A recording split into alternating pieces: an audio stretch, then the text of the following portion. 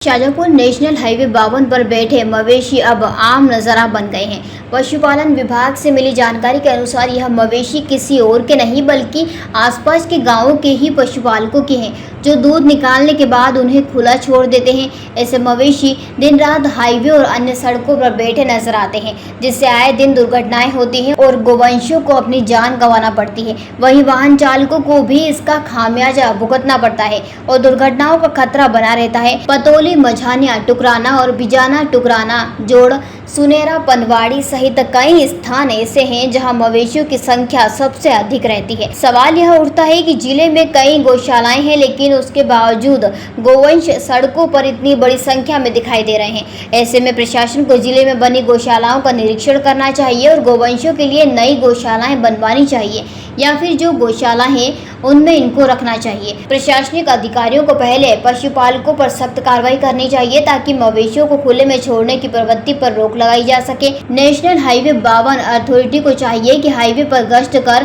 गोवंश को रोड से हटाना चाहिए, जिससे गोवंश एवं सड़क से गुजरने वाले राहगीरों की जान को बचाया जा सके। मामले में समाज सेवी गो सेवक धर्मेंद्र शर्मा ने बताया है कि नेशनल हाईवे अथॉरिटी जब टोल लेती है तो सड़क पर आने वाली गोवंश को रोड से हटाकर सुरक्षित स्थान पर छोड़ना चाहिए। बिजाना जोड़, टुकराना जोड़ पर आए दिन ब्रिज नहीं बनने से हादसे होते रहते हैं। यदि दोनों जगह ब्रिज बन जाते हैं तो कई महिलाओं के सुहाग नहीं उजड़ते। एनएचआई को गोवंश सड़क से हटाने के लिए कड़े कदम उठाने चाहिए। देखने में आता है कि नेशनल हाईवे पर गोवंशों का जमावड़ा लगा रहता है। आप क्या सोचते हैं इस बारे में और क्या कुछ होना चाहिए? ये नेशनल हाईवे 52 जो है टोल प्रबंधक की नाकामी है एक तरह की। जो एक इनके 10-33 वाहन चलता है उसमें इन्होंने अभी तक बढ़ोतरी नहीं की है। एक ही वाहन है जो देवास से लेके तो अपने पनवाड़ी तक के देखता है। उसके बाद कहीं भी एक्सीडेंट हो जाते हैं तो उस टाइम पे समय पे पहुंच नहीं पाते हैं, क्योंकि दौरा लंबा रहता है, उस टाइम पे समय पे वो पहुंच नहीं पाते हैं। और दूसरा है कि नेशनल हाईवे 52 अगर मवेशियों को हटाने के लिए, गोवंश को हटाने के लिए अपनी गाड़ी में बढ़ोतरी करता है तो क्या एक वाहन चलता रहेगा तो जितने भी रोड पर मवेशी बैठे हैं या गोवंश बैठे हैं उनको हटा, सक्रिय रूप से वो हटा सकेंगे, जिसके कारण जो दुर्घटना हो रही है उसमें गोवंश की भी हानि हो रही है और दूसरा है कि भाई जन हानि भी हो रही है। तो इसके लिए क्या सीधे सीधे जिम्मेदार नेशनल हाईवे 52 ही है, टोल प्रबंधक है। तो टोल टैक्स लेने में तो कोई कमी नहीं करते हैं, लेकिन जो जिम्मेदारी है, जो उनका कार्य है, वो कार्य वो उनकी जो क्षमता उसके अनुसार काम नहीं करते हैं। इसके लिए उनको इस चीज पे ध्यान देना चाहिए, नहीं तो अन्यथा फिर हमारे को किसी न किसी दिन गौरक्षा सेना को सड़क पर आना पड़ेगा और उसके लिए आंदोलन करना पड़ेगा। क्योंकि क्या है कि आए दिन एक्सीडेंट होते हैं।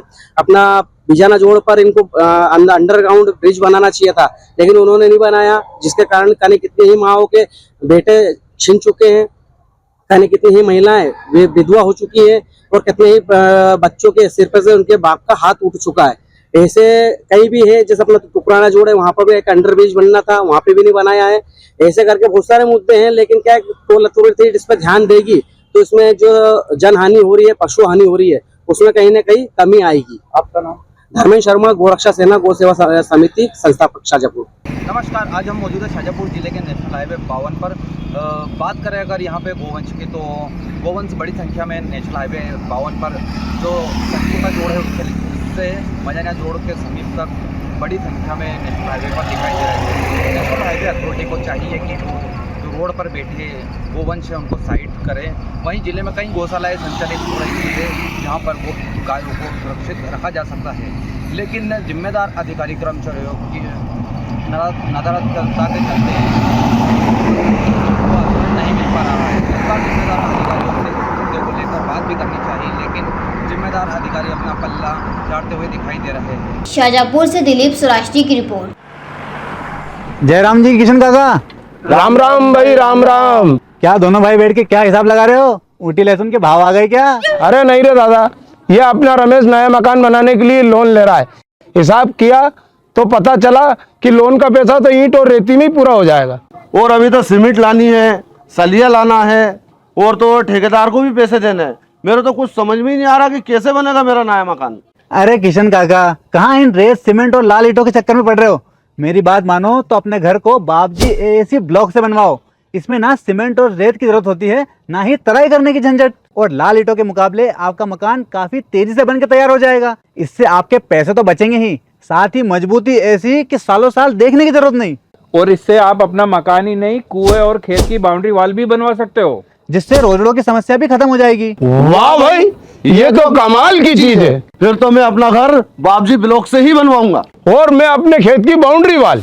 ज्यादा जानकारी के लिए स्क्रीन पर दिए गए नंबर पर अभी कॉल करें। बाबजी एएससी ब्लॉक्स, स्टील से मजबूती।